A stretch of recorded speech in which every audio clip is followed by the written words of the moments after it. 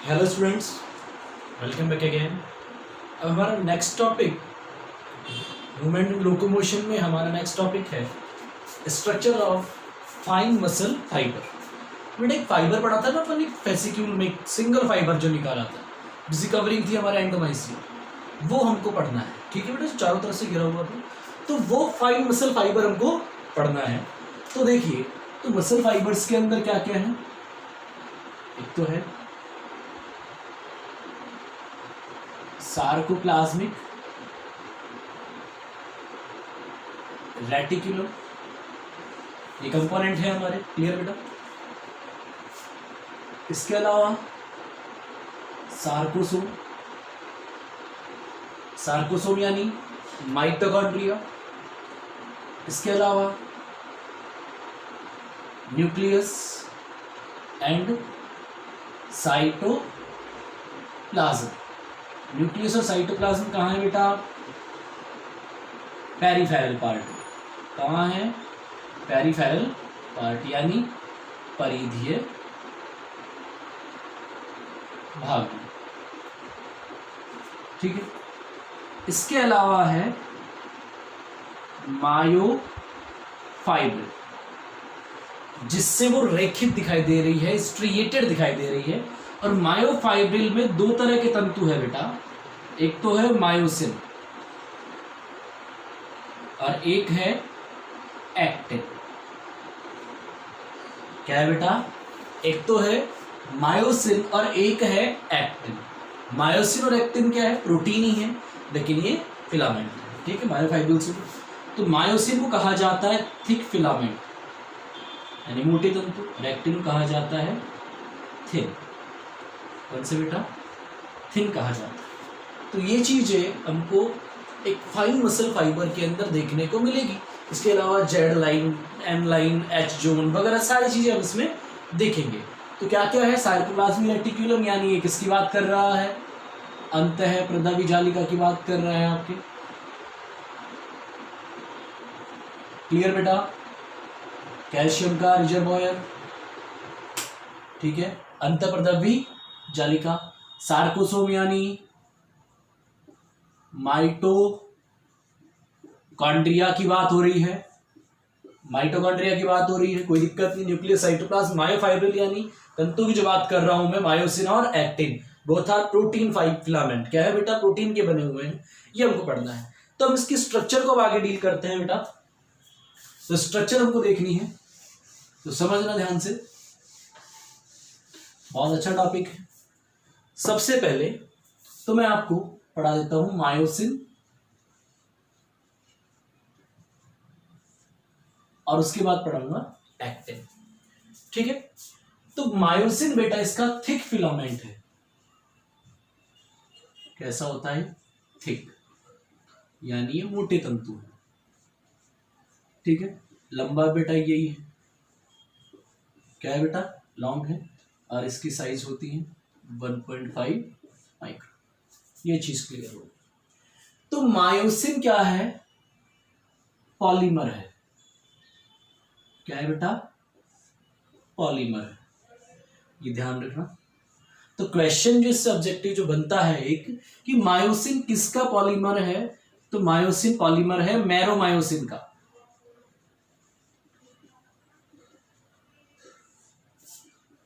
किसका पॉलीमर है बेटा? ये मैरोमायोसिन का पॉलीमर है। किसका पॉलीमर है? मैरोमायोसिन। यानी बहुत सारी मैरोमायोसिन यूनिट मिलकर किसका फॉर्मेशन करती है? मायोसिन का फॉर्मेशन करती है। तो इसकी स्ट्रक्चर आप देखिए किस तरह की है।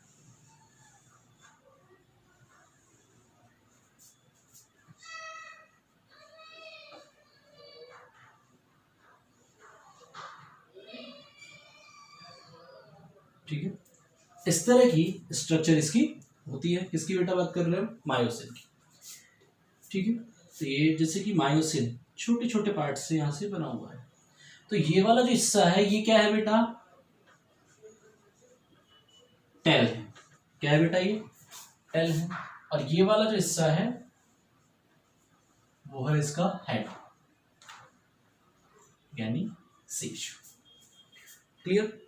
बना हुआ किसका है? मैरोमायोसिन का। किसका बना हुआ है बेटा? मैरोमायोसिन का बना हुआ है। तो टेल जो है इसके अंदर लाइट पार्ट, टेल जो है इसकी क्या होती है? लाइट होती है। तो यानी ये जो हिस्सा रहेगा इसको हम कहेंगे LMM, लाइट मैरोमायोसिन, हल्की मैरोमायोसिन।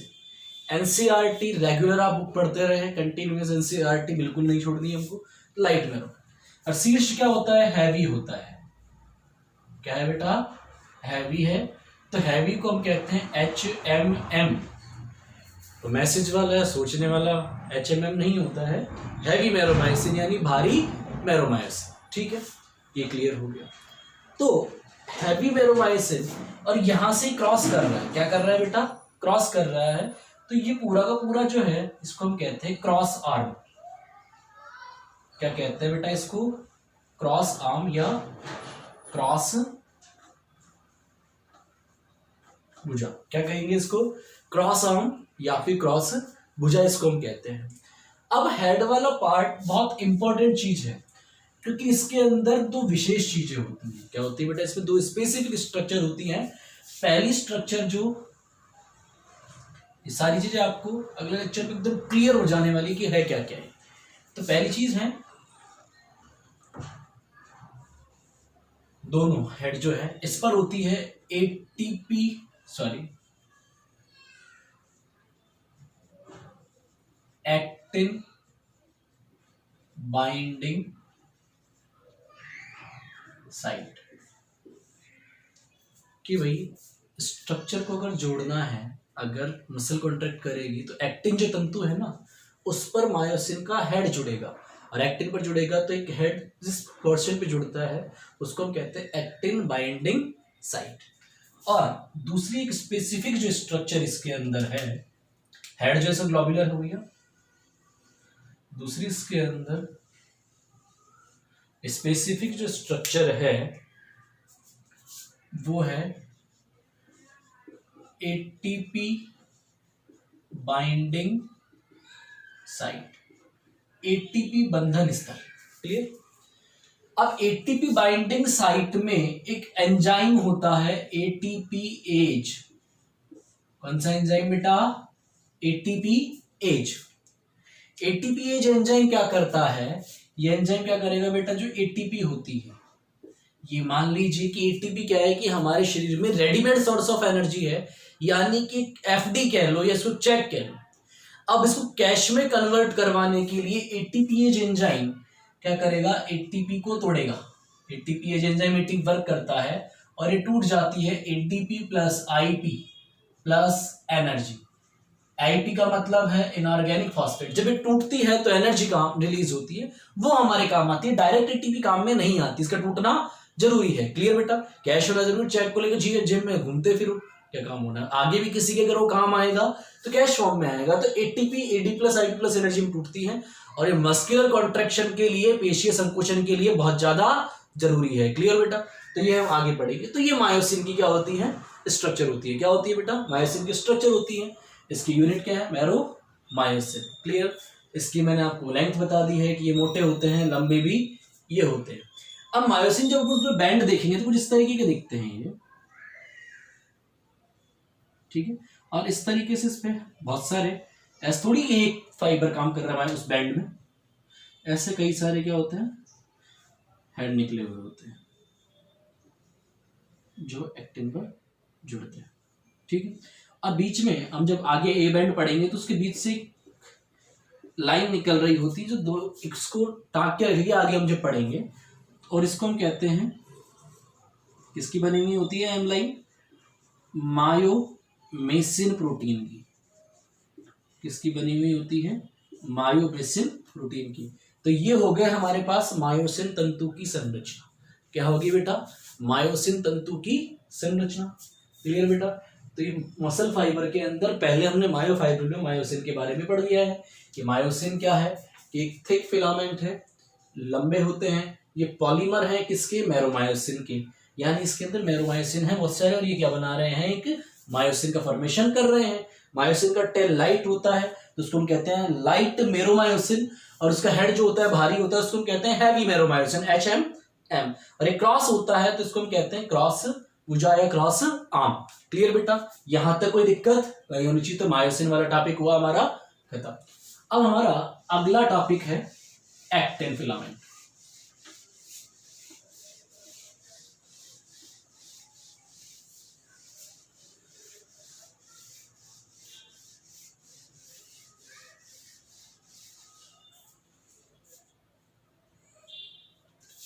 दूसरे फिलामेंट कौन से हमारे पास? एक्टिन। ये होता है बेटा थिन, और इसके अलावा है शॉर्ट। इसकी लेंथ होती है ऑलमोस्ट 1 माइक्रोन। ठीक है, एक्टिन को कहते हैं हम एफ एक्टिन। क्या कहते हैं? F actin. तो एक्टिन भी क्या है बेटा? पॉलीमर है, polymer of G actin. G actin मतलब ग्लोब्यूलर एक्टिन। बड़ा सिंपल सा स्ट्रक्चर है, एनसीईआरटी में भी इसका दिया हुआ है डायग्राम। तो जी एक्टिन या एक्टिन का जो स्ट्रक्चर वो कैसा है कि भाई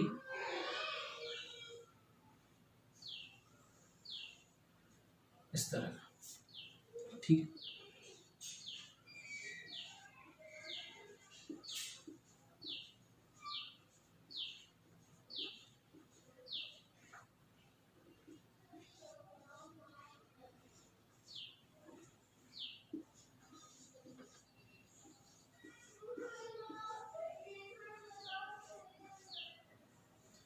इस तरह की क्या है बेटा?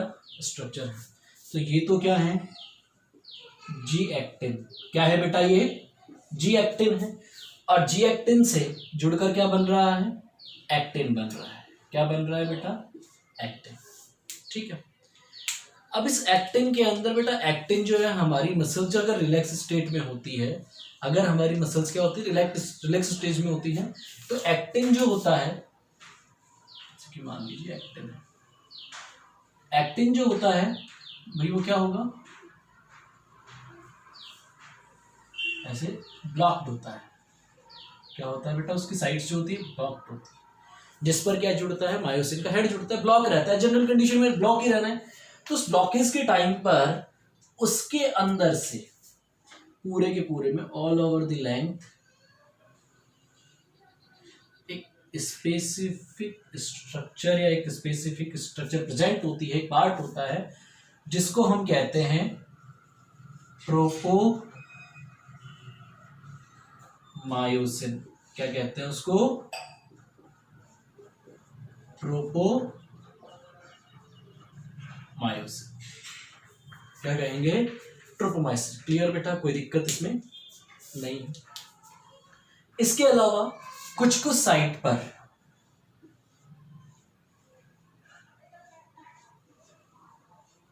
ब्लॉकेज साइट पर ही ट्रोपोनिन ट्रोपोनिन साथ साथ रहते हैं, और ये क्या मिलते हैं हमको वहां पे? ट्रोपोनिन। क्या है बेटा? ट्रोपोनिन। आप यूं समझ लीजिए कि हम जब मस्कुलर कॉन्ट्रैक्शन पढ़ेंगे तो उस कहानी में हमारा हीरो है मायोसिन, और हीरोइन कौन है? एक्टिन। कौन है बेटा? एक्टिन। और हीरो हीरोइन दोनों भागना चाहते हैं। क्या करना चाहते हैं बेटा? भागना चाहते हैं। उनके पास एनर्जी फॉर्म में पैसे के रूप में क्या है? एटीपी है। लेकिन भागने से पहले वो क्या करना चाहते हैं? मिलना चाहते हैं। भाई एक बार कॉलिंग तो हो कि भैया मुझे यहाँ आना है, वहाँ आना है। उसके लिए कॉलिंग के लिए क्या होना जरूरी है? अब कॉलिंग कैसे करें? फोन है नहीं, और फोन अगर रखा भी है इसके पास, चोरी छिपे कर सकते हैं। लेकिन एक्टिन पर हमेशा कौन पहरा लगा के रहते हैं? जैसे कि मान लीजिए अपन ने वो स्ट्रक्चर बनाई थी, यहाँ पर जेड लाइन थी, यहाँ पर अपन ने बैंड के अंदर मोटा बनाया था, तो उसे मायोसिन होता है। ये हेड है।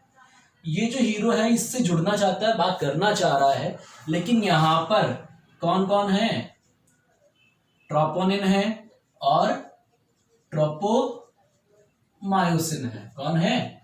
ट्रोपोनिन और ट्रोपोमायोसिन। यानी एक्टिन पर कंट्रोल कर रखा है इसके मामा मामी ने। किसने कर रखा है? मामा मामी ने। तो ये खुल नहीं सकता। लेकिन जैसे ही भैया अपनी मसल कॉन्ट्रैक्ट करना होगा तो क्या होगा बेटा? आवेग उत्पन्न होंगे। क्या होंगे? आवेग, भी हम कहीं भी जाना होता है तो ब्रेन से हमारे पास क्या आते हैं, इंपल्स आते हैं, हमारा सेंट्रल नर्वस सिस्टम क्या भेजता है हमको, आवेग। जैसे ही वो आएगा, तो मैंने यहाँ पर एक स्ट्रक्चर बताई थी आपको, थोड़ा सा नाम लिया था, ट्यूब्यूल्स भी होती है। तो यहाँ पर क्या होते हैं भैया, एंडोप्लाज्मिक रेटिकुलम होते हैं, सार्कोप्लाज्मिक रेटिकुलम। जैसे ही कुछ चेंजेस आते हैं, यहाँ से क्या निकलता है, कैल्शियम निकलता है। कैल्शियम क्या है भैया, मामा जी के दोस्त हैं, क्या है बेटा, मामा जी। जैसे कैल्शियम आते हैं, ट्रोपोनिन बाहर आ जाता है भैया, और ट्रोपोमायोसिन मामी से कहता है जाओ चाय पानी की व्यवस्था करो, और ये खुल जाते हैं, ये जुड़ जाते हैं, तब क्रॉस ब्रिज का फॉर्मेशन होता है। तो इस तरीके से यहाँ पे ट्रोपोमायोसिन ट्रोपोनिन क्या करके रखते हैं, एक्टिन की जो साइट है उसको बाइंड करके बांध कर रखते हैं। क्या करके रखते हैं बेटा, बाइंड करके बांध कर रखेंगे, ताकि ये कहीं चली ना जाए, ठीक है भाई। और लेकिन जब मस्कुलर कॉन्ट्रैक्शन होना होगा, जो जाना होगा, तो कोई इसको रोक नहीं पाएगा। तो ये क्या हो गया बेटा, हमारे स्ट्रक्चर किसकी होगी, एक्टिन फिलामेंट की। किसकी होगी बेटा, एक्टिन फिलामेंट की। तो एक्टिन फिलामेंट में चीज आई है ट्रोपोनिन, क्या है बेटा, ट्रोपोनिन आई है, क्लियर बेटा। तो ये हो गया हमारे ट्रोपोनिन के बारे में, एक्टिन के बारे में, ट्रोपोमायोसिन के बारे में। तो हमने एक्टिन और मायोसिन फिलामेंट पढ़ लिया है, कोई दिक्कत इसमें नहीं, क्लियर होना चाहिए आपके ये टॉपिक, ठीक है। अब उसके बाद हम जो कंसेप्ट्स पढ़ेंगे, क्वेश्चंस बहुत इंपॉर्टेंट आते हैं बेटा, यहां से ध्यान रखिएगा हमेशा, ठीक है। तो अब हम जो हमारा मेन मुद्दा था कि जो फाइबर जो है उसकी स्ट्रक्चर हमको पढ़नी थी, क्या करनी थी बेटा, स्ट्रक्चर हमको पढ़नी थी।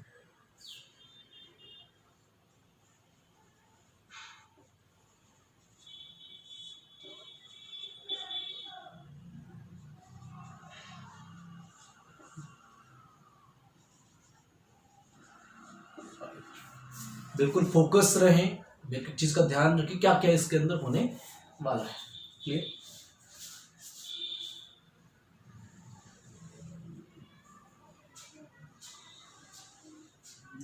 हमने कहा था फाइबर एक सेल है, और सेल के बाहर क्या होती है, मेम्ब्रेन होती है, कोशिका झिल्ली होती है, और उस कोशिका झिल्ली को यहाँ क्या कहते हैं,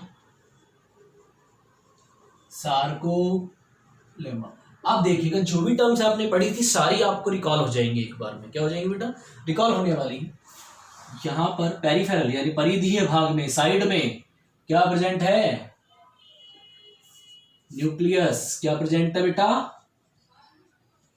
न्यूक्लियस। हम पढ़ रहे हैं कंकालीय पेशी तंतु की संरचना, यानी न्यूक्लियस कैसे हैं, बहुत ज्यादा संख्या में है, मल्टी न्यूक्लिएट है। कैसे है बेटा, मल्टी न्यूक्लिएट है। तो ये हो गया न्यूक्लियस यहाँ पर। इसके अलावा इनमें साइटोप्लाज्म जो है वो भी कहाँ होता है, पेरिफेरल पार्ट में होता है।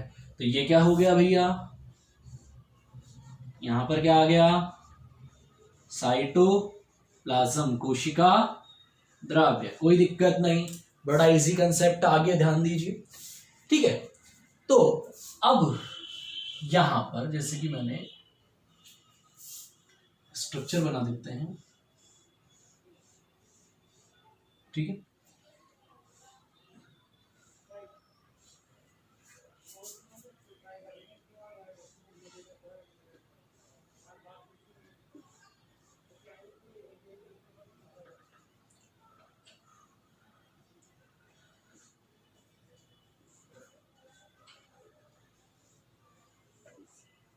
स्ट्रक्चर हमने बना दिया। इस स्ट्रक्चर को हम कह रहे हैं जेड लाइन। क्या कहते हैं बेटा इसको,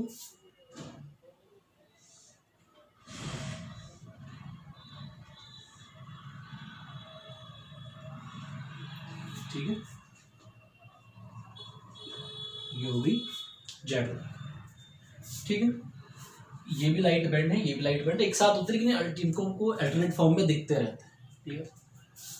तो ये जो फिलामेंट है ये है बेटा एक्टिन फिलामेंट, क्या है भाई, एक्टिन, ठीक है।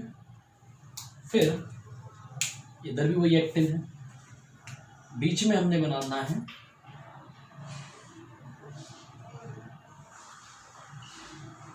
Thick filament. क्या बनाना है बेटा, थिक फिलामेंट। और जो मोटा तंतु होता है उसका नाम क्या है, मायोसिन। क्या है बेटा उसका नाम, मायोसिन, ये इधर एक्टिन हो गया, और ये जो बनी है जेड लाइन, क्या है बेटा जेड लाइन, इसको क्राउसे झिल्ली भी कहते हैं। क्या कहते हैं इसको? क्राउसे झिल्ली। अब एक्टिन थोड़ा हम अच्छे से समझ लेते हैं, इसको हम थोड़ा सा इस तरीके का बना देते हैं।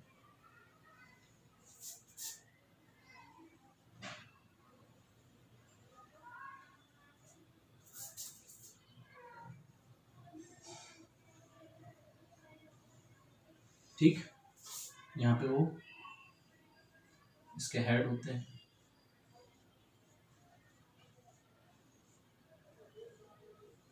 ठीक है बेटा, ये मायोसिन हो गया, ये हमने बना दी एक्टिन।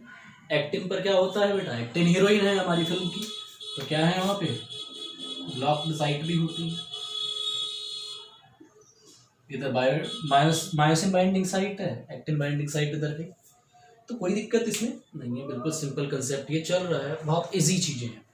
अब इसमें समझने के लिए कुछ बैंड के नाम दिए जाते हैं। क्या दिए जाते हैं बेटा? बैंड के नाम। एक जैसे कि ए बैंड है और एक है आई बैंड। सबसे पहले बात करूं मैं ए बैंड की। किसकी बात करें बेटा? ए बैंड की, यानी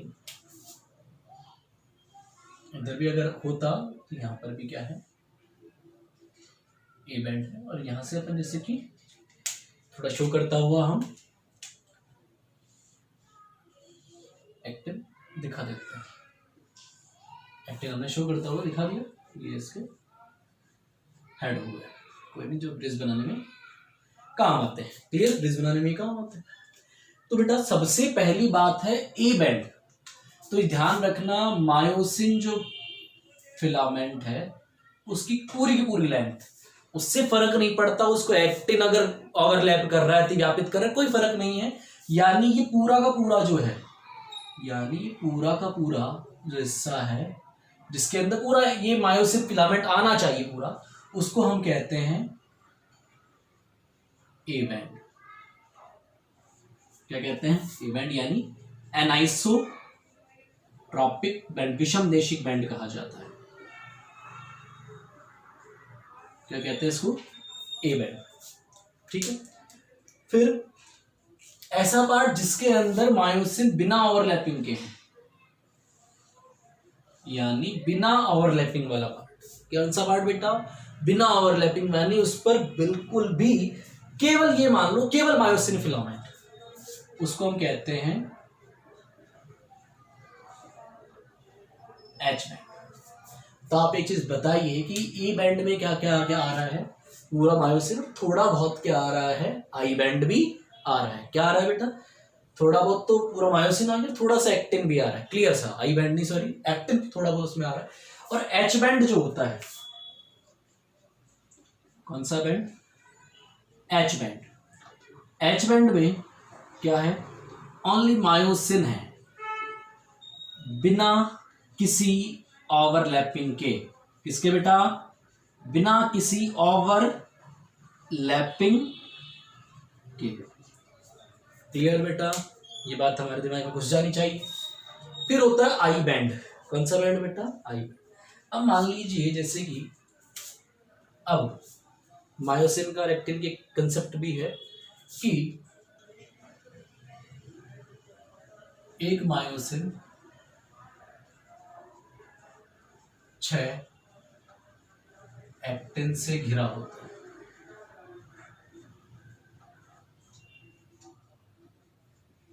कितने से घिरा होता है? एक मायोसिन 6 एक्टिन से घिरा होता है, और एक एक्टिन 3 मायोसिन से घिरा होता है, याद रखिएगा। ठीक है बेटा? फिर एक बैंड होता है आई बैंड। अब आई बैंड कैसा है बेटा? लाइट। ए बैंड कैसा है? डार्क। कैसा है बेटा ए बैंड? डार्क। डार्क क्यों दिख रहा है? कि भाई तो थिक फिलामेंट है, कितने रीजन है। इसके अलावा इसके अंदर कौन सा आ रहा है? एक्टिन तंतु भी तो आ रहा है ना। एक्टिन तंतु भी आ रहा है तो पूरा का पूरा रीजन कैसा दिखेगा, गहरा गहरा दिखेगा। कैसा दिखेगा बेटा, गहरा गहरा। और आई बैंड, अब मान लीजिए जैसे कि यहां पर भी क्या है, इधर भी मायोसिन तो होंगे, यहां पर भी क्या होंगे बेटा, मायोसिन तो होंगे। तो इधर से ये जो बैंड बनेंगे, जैसे कि एक्टिन आपको पढ़ ही लिया होगा, फिर उसके बाद लिख लेना, ये जो बैंड जो बनेगा उसको हम कहते हैं आई बैंड। क्या कहते हैं बेटा, आई बैंड। तो हमारे पास एक और चीज क्या आई है, आई बैंड। आई बैंड में ओनली क्या होगा, एक्टिन। क्या होगा बेटा, एक्टिन। अगर इसके नीचे मायोसिन आ रहा है तो आई बैंड में काउंट नहीं होना है। क्या नहीं होना है बेटा, आई बैंड में काउंट नहीं होना है। क्लियर सा आपको याद करना है, मेमोराइज करना है कि आई बैंड में ओनली एक्टिन, ए बैंड के अंदर मायोसिन पूरा का पूरा है, इसके अलावा ओवरलैप करता हुआ एक्टिन भी है। क्लियर बेटा, ये डार्क इसलिए दिख रहा है। इसके अलावा क्या देखा, एक मायोसिन 6 एक्टिन से घिरा होता है, एक एक्टिन 3 मायोसिन से घिरा होता है। अब सिंपल से यहां भी दिख रहा है जैसे कि ये मायोसिन है, 1 2 3 4, इधर से 5, इधर से 6, इस तरीके से हम सपोज कर सकते हैं। 3D स्ट्रक्चर अगर पढ़ी जाए तो हमको पता पड़ जाएगा कि एक मायोसिन 6 एक्टिन से घिरा, एक एक्टिन 3 मायोसिन से घिरा होता है। फिर ये जो मेम्ब्रेन जिस पर रुके हुए हैं, उस एक्टिन टिके हुए हैं, उसको हम क्या कह रहे हैं, क्या कहते हैं, उसको कह रहे हैं हम जेड लाइन। क्या कहते हैं बेटा, जेड लाइन। फिर हम कह रहे हैं कि मायोसिन जो तंतु है ऐसे लटके ही रहेंगे क्या, तो ऐसे लटके हुए नहीं रहते हैं, इनको बीच में ये जुड़े हुए होते हैं और उस लाइन को हम कहते हैं एम लाइन। क्या कहते हैं, एम लाइन कहते हैं। क्या कहते हैं बेटा, उसको एम लाइन कहते हैं। ठीक है, और ये एम लाइन किसकी बनी हुई होती है, मायोमेसिन प्रोटीन की, जो लास्ट टॉपिक में हमने डिस्कस कर लिया है। ठीक है बेटा, मायोमेसिन प्रोटीन की बनी होती है। अब देखो कि हमारी जो सार्कोलीमा यानी इसकी कोशिका झिल्ली जो है, ये कौन सा तंतु हो गया, ये हमारा एक्टिन। ये कोशिका झिल्ली जो है ये क्या करती है, इन फोल्डिंग्स बनाती हैं, अंतर्वलन बनाती हैं। ठीक है, ये अंतर्वलन बनाती है। ठीक है, और उस अंतर्वलन को हम कहते हैं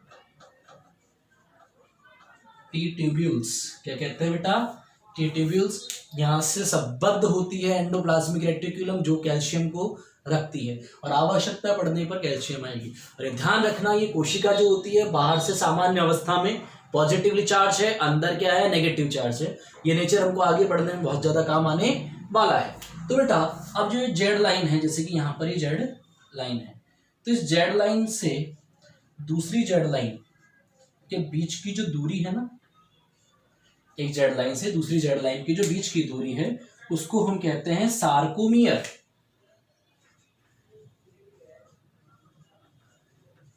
सार्कोमियर। तो एक और चीज क्या निकल के आई है हमारे पास,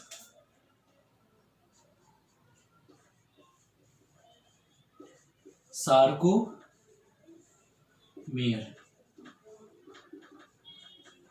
डिस्टेंस बिटवीन जेड लाइन, इसके बीच की दूरी बेटा, जेड लाइन के बीच की दूरी।